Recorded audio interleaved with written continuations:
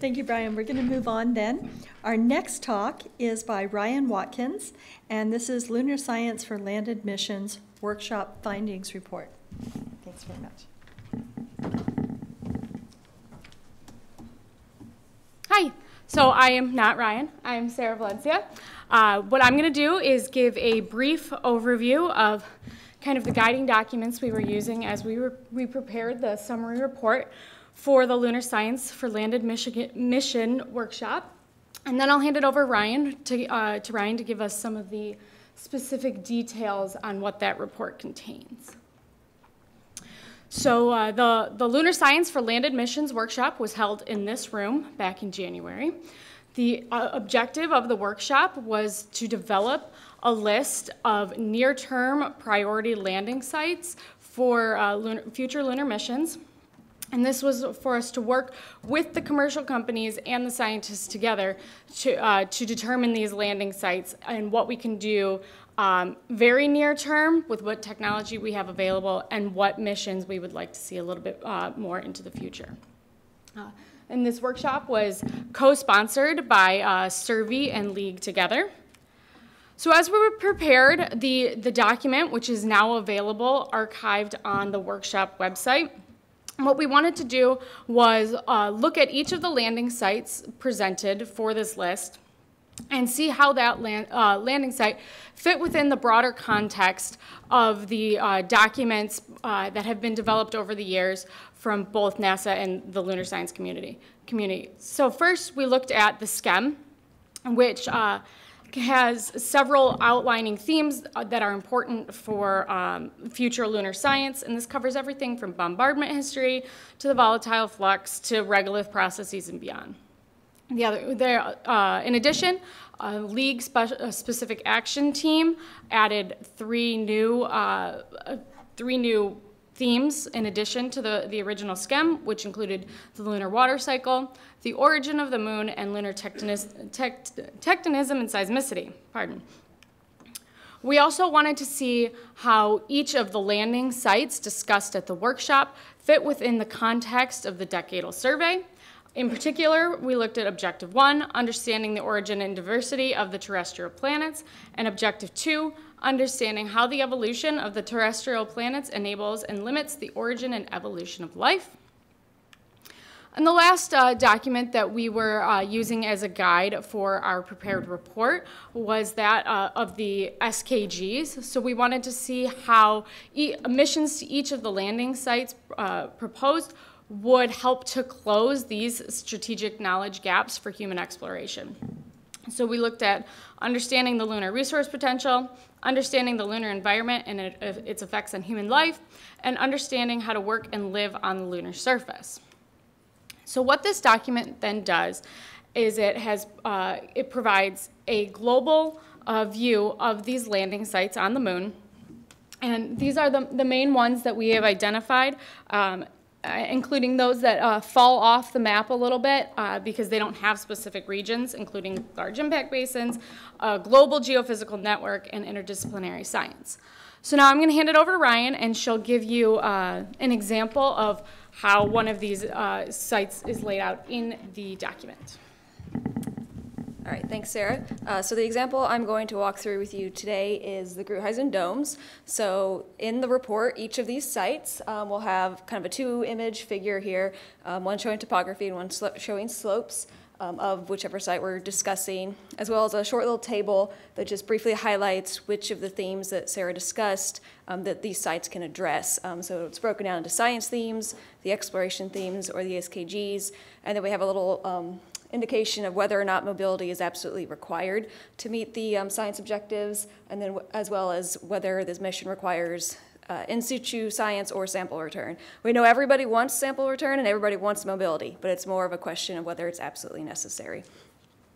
So then again, for each site, there's a list of the specifics regarding the relevance to the science themes. So for the Gruithuisen domes, you can see, ooh, that is weird. I'm not going to use that.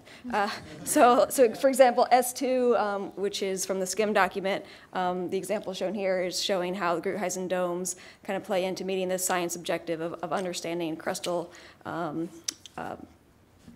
I always say that word wrong. Why did I choose that example? We'll go with the next one, lunar samples, and looking at like the specifics of bringing back samples and what these can tell us. And then after the science themes, we have a short list of how that site is relevant to the decadal survey. And then finally, a couple sentences on the relevance to the SKGs and how science and exploration at this site relates back to kind of human exploration and living and working on the surface. And then after the actual science and SKG objectives, we have a list of key measurements to take at each site. We don't give requirements for specific instruments. That's kind of up to whoever's setting these missions. So instead, we just list the specific types of measurements you want to take to meet the science objectives. And then finally, we have a list of exploration scenarios for each site. These are a little bit vague, kind of more along the lines of like what you can do with a lander, what you can do with a rover. And then finally, after all of the sites are outlined in the document, we have this table. There's actually more to this table. It's just too much to fit on the slide. But it's a list of all of the SCIM overarching themes as well as the ASM overarching themes, and then the SKGs are kind of farther on the other end there.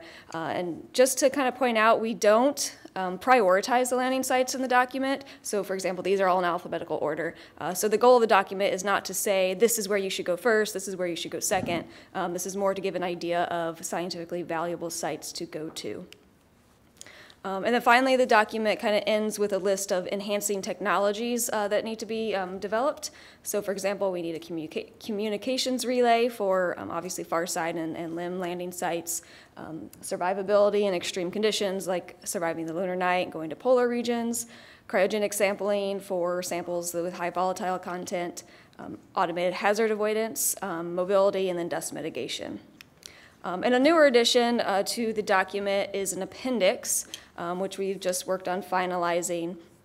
So this kind of outlines a 3-phase lunar exploration program. And this framework is only a recommendation. It's not set in stone. It's just kind of what we recommend if you know, for example, a commercial company is looking to start sending missions, and they're like, where can we start with the technologies that we have now? So phase 1 are missions that could launch right now with our present day engineering constraints. They're mostly limited to static landers. This phase includes things like having a direct line of sight communication with Earth, full solar illumination, low slopes and boulder abundance, and then missions that are going to operate for less than a lunar day. And then some significant enabling technologies that you could add to this phase to kind of maybe bump it up to the next level would be things like mobility, dust mitigation, et cetera. And then for each of these phases, we give a list of some of the sites outlined in the document that would meet this phase. And then phase 2, they have the same capabilities as phase 1 missions, but we add some technological capabilities such as mobility via roving, dust mitigation, or automated landing site hazard avoidance. So phase 2 kind of then includes like the polar regions and the far side sites as well, which could be facilitated with the implementation of a communication satellite. And again, we list a few enhancing technologies that could be added to this phase. And you can see that the list of sites grows in phase 2.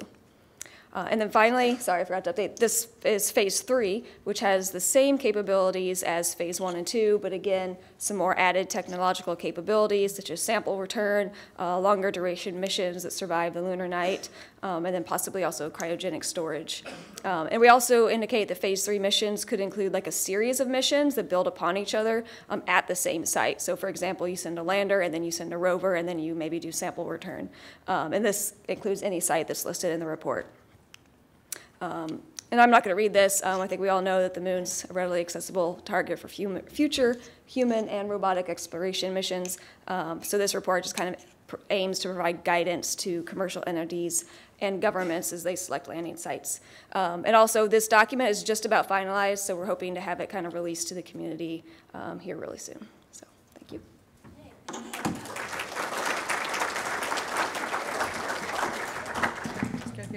Sorry, Sarah, I didn't know you were going to join. Okay. I'm glad you did. Do we have any questions for these two? They did a wonderful job, and this was an excellent bit of work. Okay, Noah. I know this is not necessarily part of the program, part of your charter here, but in evaluating each of the landing sites, did you take into account any additional data sets that are needed for those particular locations?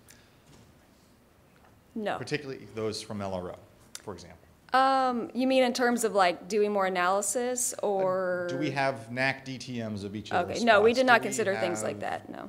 This was kind Diviner, of Rockland? using whatever is currently available and then going to these sites, so. That might be an interesting project for someone else. Yes. Okay, Carly? You guys did a fantastic job pulling a lot of data together from a very exciting workshop. The question I have is, given the baseline that you've put together so nicely, what are your suggestions for additional sites that people are going to think about? I've already thought of some myself. Yeah. So what are your recommendations for how to proceed with additional sites? Yeah, and Greg can correct me if I'm wrong, but we've kind of talked about this before, of this being more of a living document. We haven't kind of hashed out what that looks like in the future. Maybe it's some kind of online system where you can submit some more ideas, and, you know, I don't know if there's gonna be like a report version 2 or how it's gonna be, but it is gonna be open. I'll let him kind of expand upon that. But the idea is that, yeah, this isn't an exclusive list, so. Yeah, absolutely. Is this on? Absolutely, Ryan. And I would anticipate, Carly, that we will have a follow-up workshop if the commercial program is successful, if what Sarah and Ben have articulated is successful. We're going to need a lot of landing sites. This was a first step, and the landing sites, we should emphasize, were in the contributed talks. And not everyone in the community obviously contributed a landing site. I also really want to give particular credit to Ryan, Sarah, and Erica Jawin, who's not here. She's on her honeymoon this week. Clive and I may have co-chaired this workshop. They did the 98% of the work in putting the document together and just did a fabulous job. I encourage everyone to download and take a look at it. So I'd actually like to give them another hand for this.